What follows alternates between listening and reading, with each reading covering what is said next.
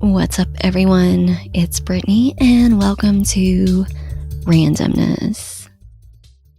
Today, we're going to talk about something pretty interesting, something that bothers me and a lot of people out there, especially women. Why are we so afraid of aging? As much as we wish it weren't true, there often comes a point in life where celebrating birthdays goes from a joyful milestone to one with an undercurrent of melancholy. It symbolizes getting older and the things that come with it. Our hair turning gray and more pronounced expression lines, a body that's a bit more tired than it used to be, and worries of turning invisible in our society. We measure time differently, not in how far we've come, but in how quickly it's passing. In today's episode, we are putting this common fear of aging into perspective. We'll talk about how this fear has existed and evolved through time and why it might feel more intense in today's world, and pinpoint some common reasons why we fear aging in the first place. And we'll also go over some coping techniques to help build a healthier relationship around the idea of getting older. A fear of aging definitely isn't new in many societies across the world. In time, youth was associated with strength, fertility, and beauty, while aging often carried implications of decline. Even in literature and myth, we see countless stories about the pursuit of eternal youth. That said, there was also a time when older adults were honored for their wisdom and experience. This shift came as cultures became more industrialized around the 20th century and resulted in us becoming more image conscious. Our values started to lean more heavily on how we present ourselves than on what we know or contribute. So, there's something called Jurassicophobia, is how you pronounce it, I believe. But it is the fear of aging. And it can stem from anxieties about physical decline, loss of independence, or societal pressures to maintain a youthful appearance. And I mean, we also live in a unique time where we constantly see these beautiful, ageless people in the entertainment industry and our social media accounts. Add in the prevalence and improved accessibility of plastic surgery, Botox, fillers, and other minimally invasive procedures, and suddenly chasing the youth train feels like an obligation. All that's to say that while the fear of aging has deep roots, how we express it has evolved over time, especially in today's appearance-driven world. In general, Americans have a massive fear of death that goes beyond the evolutionary desire to survive, and the topic of mortality is considered taboo, and aging is inherently associated with nearing the end of life. Also, in our world, aging is often linked with a sense of loss, not just of life, but of what makes people innately valuable, of being an age where they contributed to society, of being relevant to their loved ones and society. Many older adults report feeling invisible the more they age, adding to this fear. Along with chasing beauty, we live in the era of biohacking and advanced biomedicine, which can create even more pressure to constantly optimize, improve, and defy the natural aging process. Modern pressure to remain as youthful as possible and never-ending stream of perfect-looking people on our smartphones definitely heightens our fear of aging. So let's go over some other factors that contribute to this. Physical and mental change. At its core, the fear of aging is really a fear of change and loss. Some fears about aging cause some people to no longer feel like themselves. They fear the transition cognitively. Will I lose my mind? And physically, will I not be able to do what I want to do? Will I be able to live on my own? There is an understandable amount of anxiety about physical decline, but there's also a deeper psychological fear of becoming invisible, irrelevant, or socially isolated. And also, aging is linked with a sense of loss, not just of life, but what makes people feel valuable, of being an age where they contributed to society, of being relevant to their loved ones and society. And many older adults report feeling invisible the more they age, adding to this fear. Then we have death itself. Underneath it all, there's often fear of death, and aging is the most visible reminder of our mortality, and that can stir up a lot of discomfort, especially in a culture that tends to avoid conversations about death or grief. And people can also be afraid of the way that they might die and whether they will leave this world with a sense of dignity and without being a burden to their loved ones. In our early youth, we are told the time seems to speed up as we get older. And this is so true. It can feel like time is slipping through our fingers. And when goals or milestones we wished for ourselves don't happen, it can feel like they might never happen. The irony is that many of us gain our strongest sense of self and emotional grounding as we get older. But we're not often shown that side of the story. While the fear of aging is normal, obsessing over it to the point it hinders our life, our well-being, can be damaging. It's important to shift our perspective, if even slightly, to find more peace with aging and our eventual death. So some ways that we can do that is to build a strong relationship with a spouse, friends, siblings, or people you have a regular connection with. Just being able to talk to them honestly and connect with them can address the fear of loneliness as we get older.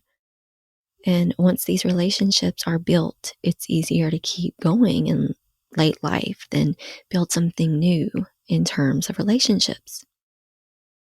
In a study by the American Psychological Association found that emotional support through relationships play a key role in our mental well-being. Second, curate your influences intentionally. If your social media feed is making you feel anxious about your appearance or your age, you have the power to change what you consume. Follow voices and communities that celebrate aging instead of fearing it. Science has given us a true gift when it comes to aging. It's shown us just how much staying healthy, from nourishment to exercise, can improve our later years in life. Like, for instance, the American Journal of Medicine found that muscle mass index is a predictor of longevity in older adults. And it also shows that physical exercise can have a positive impact on cognitive function. So work on great health habits so that you can give yourself the best chance for your physical health to continue on through aging in a healthy way. One reason time seems to speed up as we get older is that we kind of get stuck in this bored phase of life. So adding novelty to your life through continued learning and exciting experiences can slow time and help you feel more fulfilled.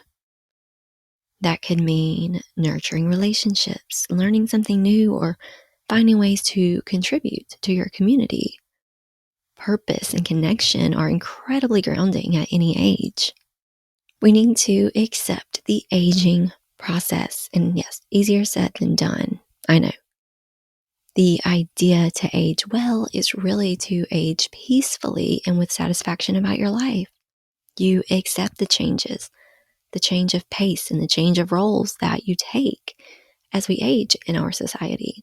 And if you can embrace that peacefully and you have love and support around you, that's aging gracefully versus your appearance.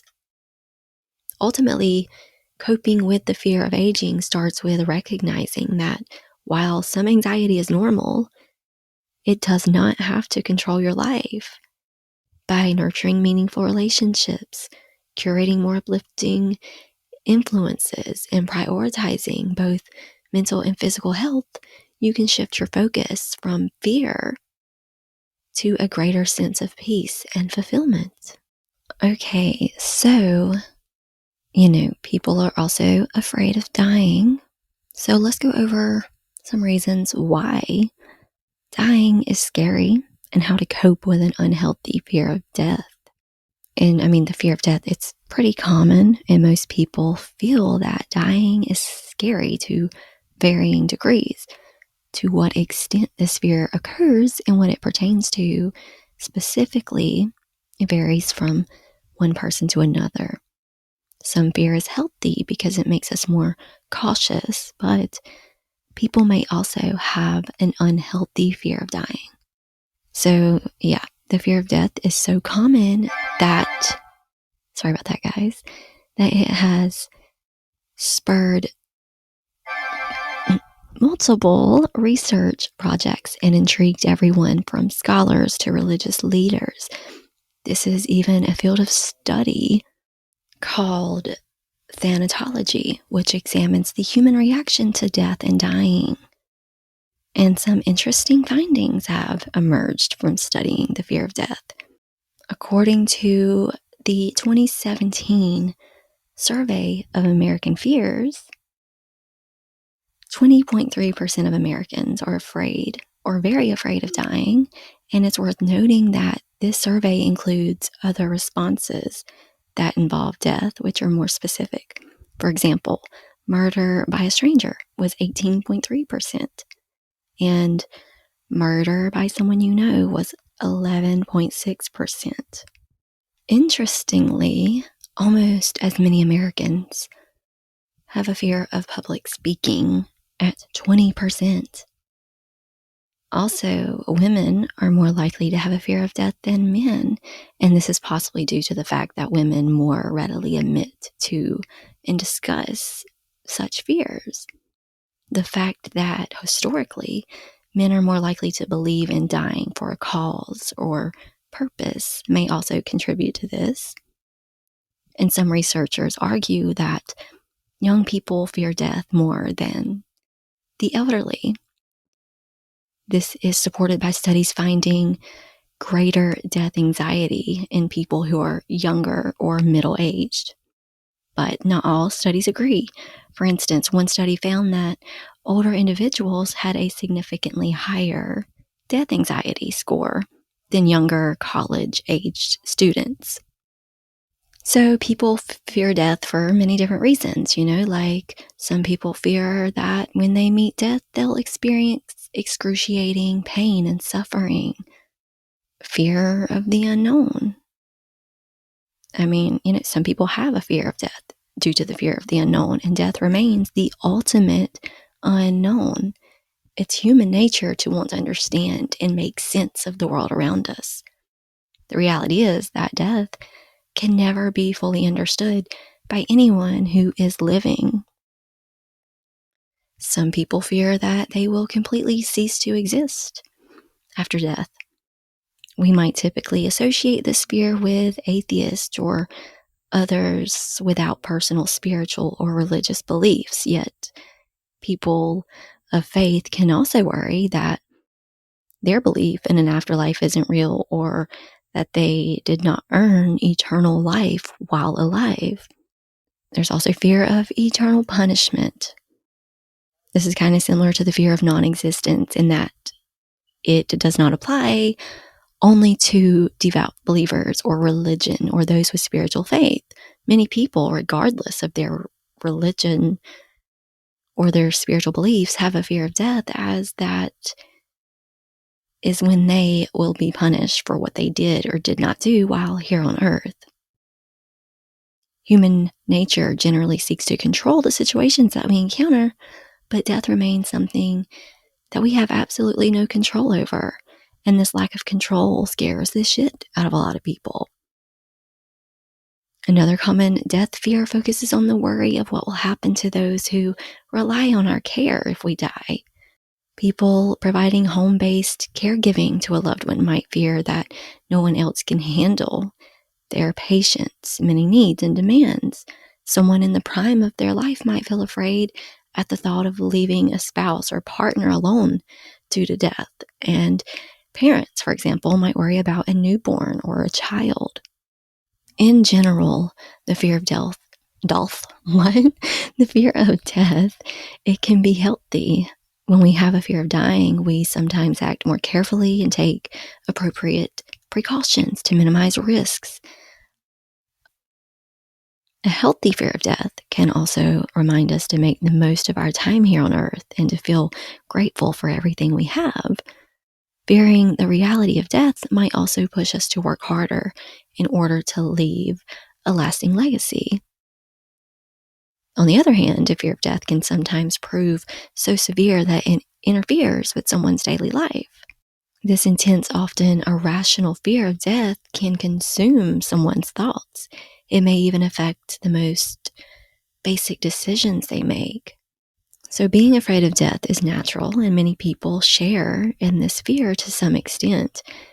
So, y'all, it seems like we're all afraid of aging and dying, or a lot of us are. But being afraid of death is natural, and many people share this fear.